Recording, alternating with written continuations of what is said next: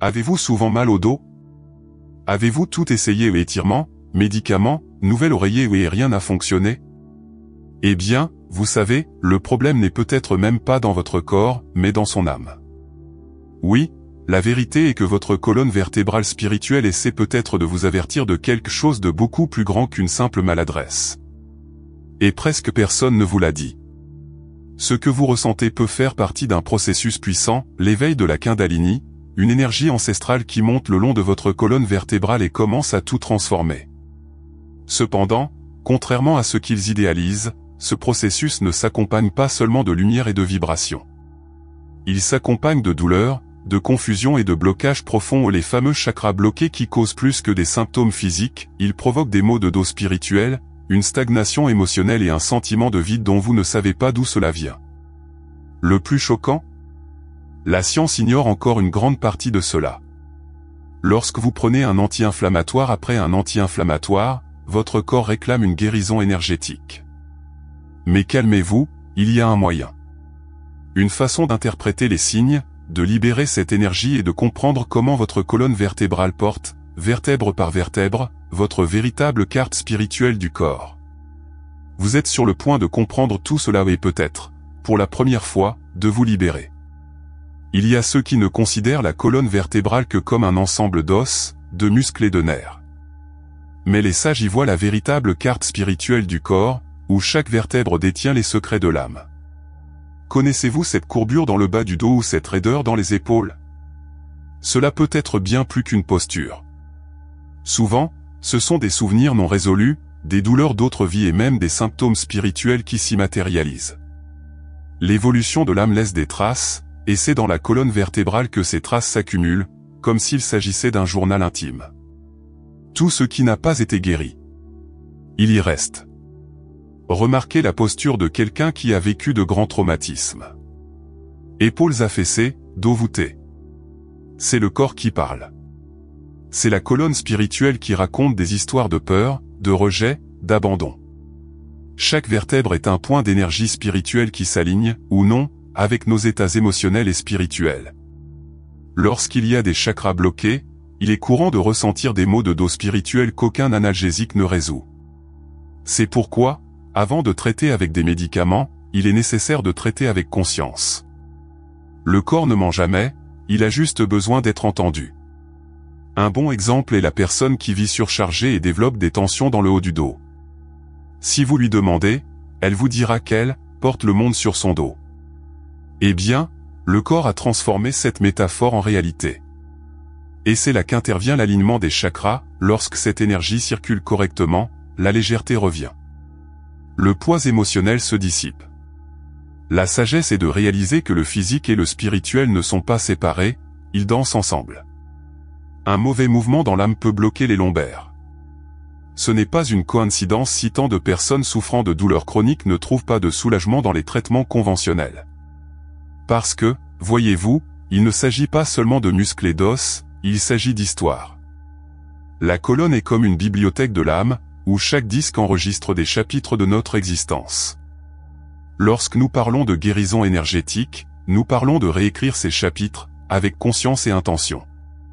Et cela commence par l'attitude simple mais puissante de regarder à l'intérieur, de se demander ce que votre douleur essaie de vous dire. Pensez maintenant aux enfants, ils naissent avec une colonne vertébrale souple, libre et pure. Mais en grandissant, ils commencent à se raidir. Pourquoi? Parce qu'ils commencent à absorber le poids du monde, de leurs parents, des exigences. C'est à ce moment que l'éveil de la Kundalini devient vital, où il représente le retour à la souplesse, non seulement du corps, mais de l'énergie. Une énergie spirituelle puissante qui monte, débloque, purifie. Seulement, ce réveil ne se fait pas sans douleur. Ce n'est pas toujours joli. Mais c'est libérateur. Et c'est précisément cette libération qui conduit beaucoup au début d'un processus qui n'a pas de retour en arrière. Un chemin où la signalisation n'est plus ignorée, et où l'on se respecte. Parce que lorsque l'âme s'éveille, elle demande de l'écoute. Et puis, la douleur qui était autrefois une punition, devient un guide. Et si vous regardez attentivement, vous verrez que ce picotement dans le dos n'est peut-être pas seulement un nerf enflammé. Il peut s'agir de l'appel silencieux de votre âme, faisant place à un nouveau cycle.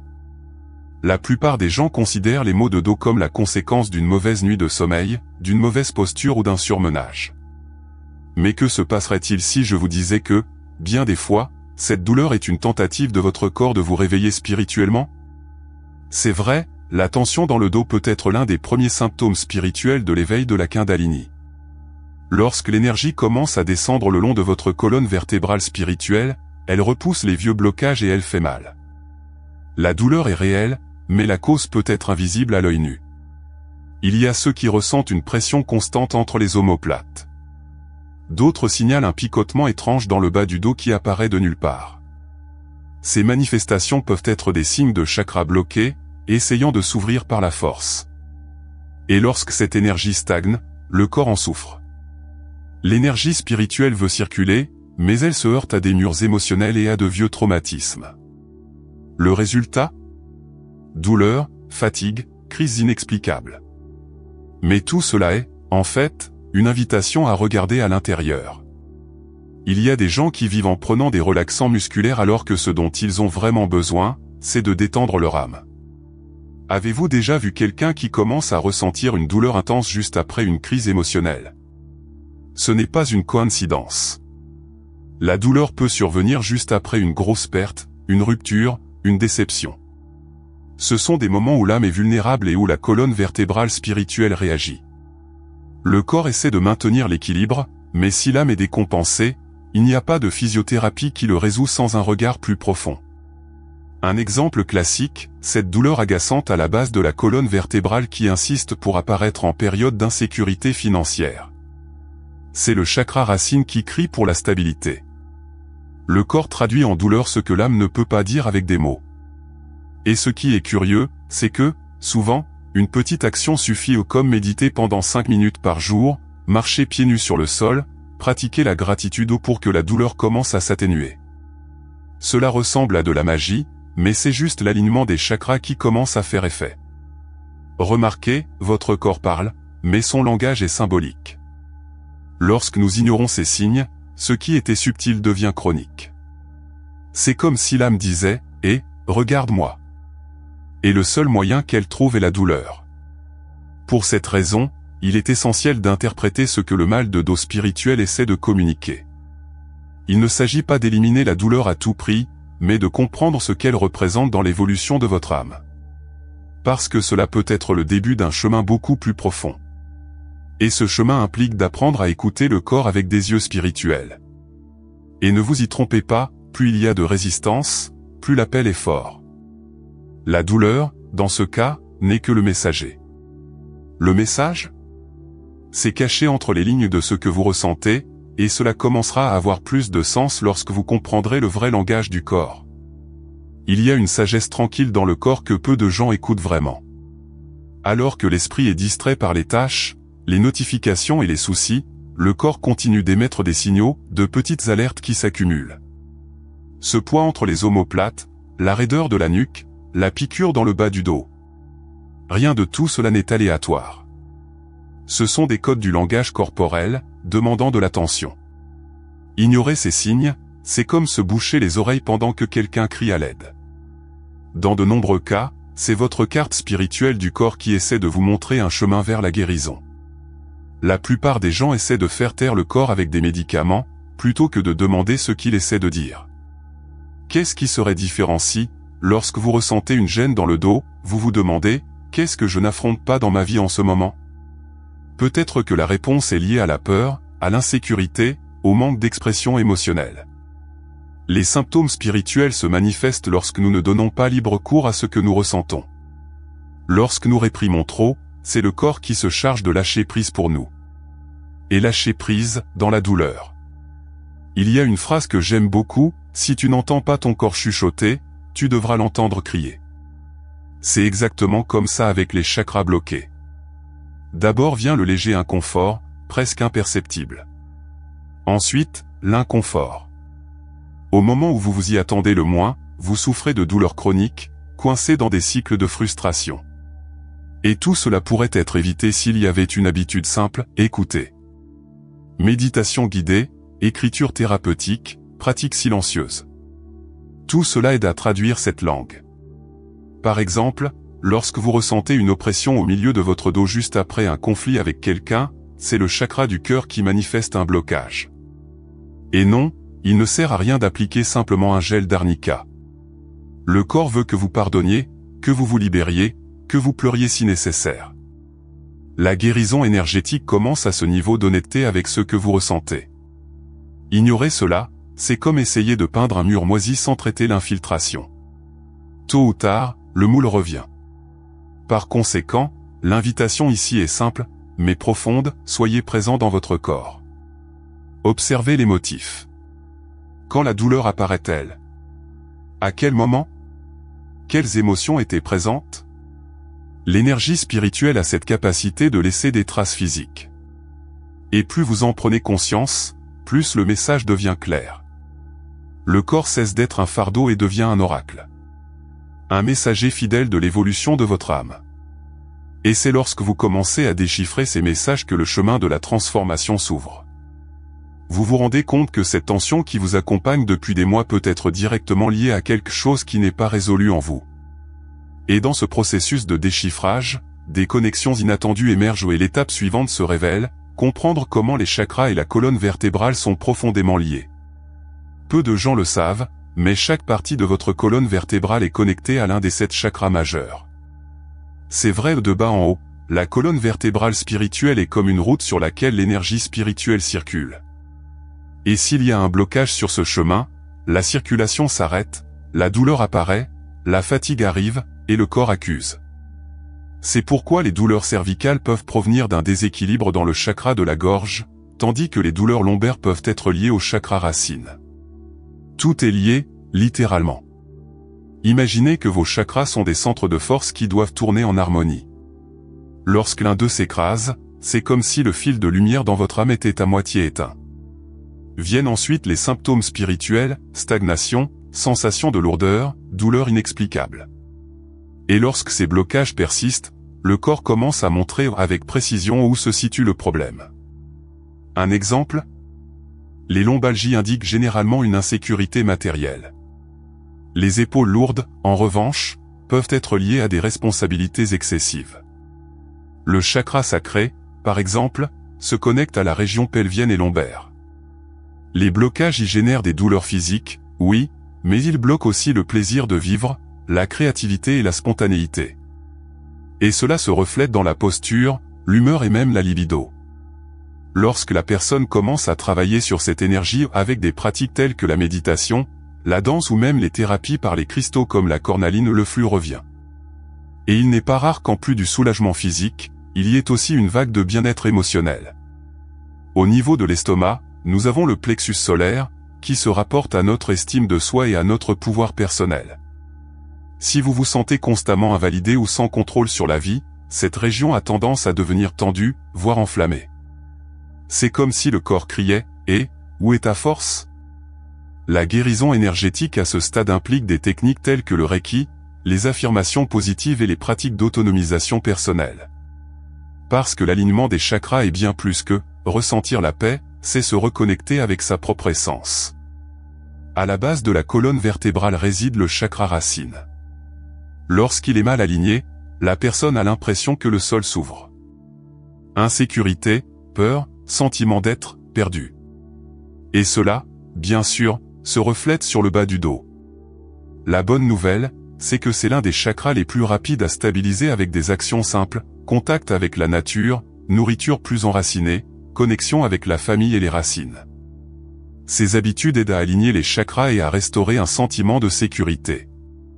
Et c'est en comprenant cette danse entre la colonne vertébrale et les chakras que vous commencez à réaliser à quel point tout est subtilement parfait.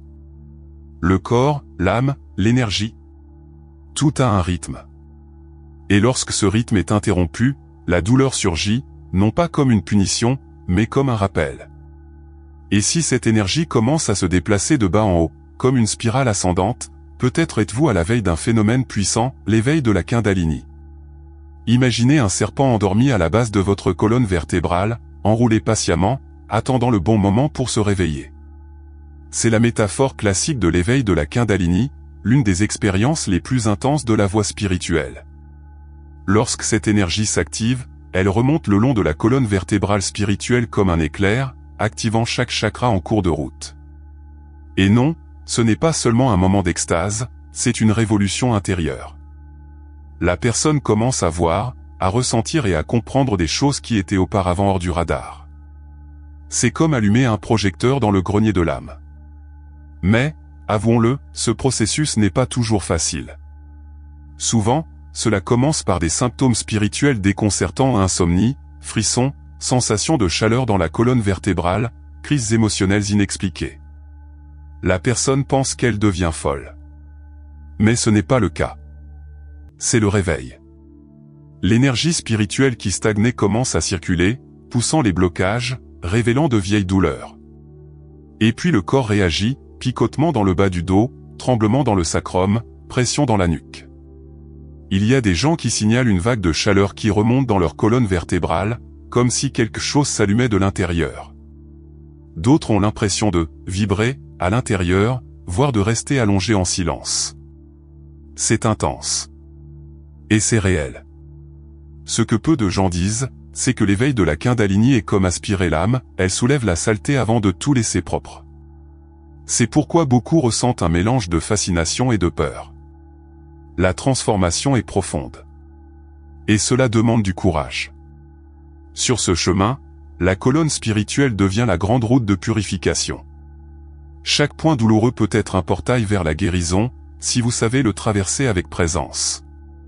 Par conséquent, des pratiques telles que la méditation profonde, le Kriya Yoga, les mantras et l'utilisation de cristaux tels que la serpentinite ou l'obsidienne noire sont de précieux alliés.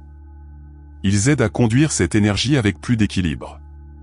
Après tout, se réveiller sans préparation, c'est comme allumer une fusée sans direction. Il est courant que la personne commence à tout remettre en question, ses relations, son but, même sa propre identité. C'est parce que l'évolution de l'âme gagne un nouveau rythme. Les anciennes vérités ne sont plus utiles. Et dans le corps, cela se manifeste par des pics d'énergie, suivis d'un épuisement total. Le corps a besoin de s'adapter. Et l'âme, pour réapprendre à habiter ce nouveau véhicule spirituel qui est en train de se construire. À ce moment-là, savoir que la douleur a un but fait toute la différence. Mais il est important de ne pas se laisser emporter par les romantisations. Parce que tout ce qui brille n'est pas l'éclairage. L'éveil de la Kundalini fait également ressortir ce que vous préféreriez garder enfoui. Karma, souvenirs refoulés, blessures profondes. Tout est mis en lumière. Et lorsque cela se produit, vous comprenez que ce processus est aussi difficile que sacré. Et c'est alors que commence la partie la plus délicate, faire face à tout cela consciemment, sans s'enfuir. Parce que la vraie guérison passe par la présence. Il est facile de tomber amoureux de l'idée de l'élévation spirituelle, des chakras brillants, de l'aura élargie. Mais quiconque est vraiment passé par l'éveil de la Kundalini le sait, les affaires sont intenses. Il ne s'agit pas seulement de paix, de lumière et d'encens. C'est aussi la douleur, la confusion, les nuits blanches et les profondes questions existentielles. La colonne spirituelle devient une voie par laquelle passent les karmas, les traumatismes, les vieilles peurs. Et beaucoup de ces contenus viennent comme un coup de poing dans l'estomac ou plutôt, une pression en plein milieu du dos. Au cours de ce processus, il est courant que des souvenirs oubliés depuis longtemps refassent surface. Des choses de l'enfance, des traumatismes familiaux et même des douleurs que vous jurez ne pas être les vôtres mais peut-être qu'elles ne le sont vraiment pas. Il peut s'agir d'héritages émotionnels ou même karmiques. Et puis, la douleur dans le dos spirituel s'intensifie, non pas par la punition, mais par la révélation. Le corps commence à libérer ce que l'âme ne pouvait pas libérer. Et à ce stade, la personne a besoin de soutien, de discernement et de pratiques qui soutiennent ce nettoyage. C'est comme nettoyer votre âme et trouver des boîtes de souvenirs dont vous ne soupçonniez même pas l'existence. Certains sont légers, d'autres lourds comme du plomb. Lorsque les chakras bloqués commencent à s'ouvrir, le flux d'énergie peut être si fort qu'il déséquilibre temporairement l'émotionnel.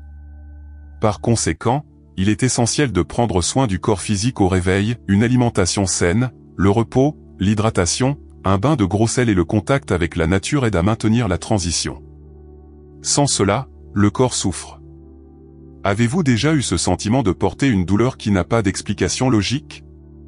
Comme si quelque chose vous tirait en arrière, même sans raison apparente?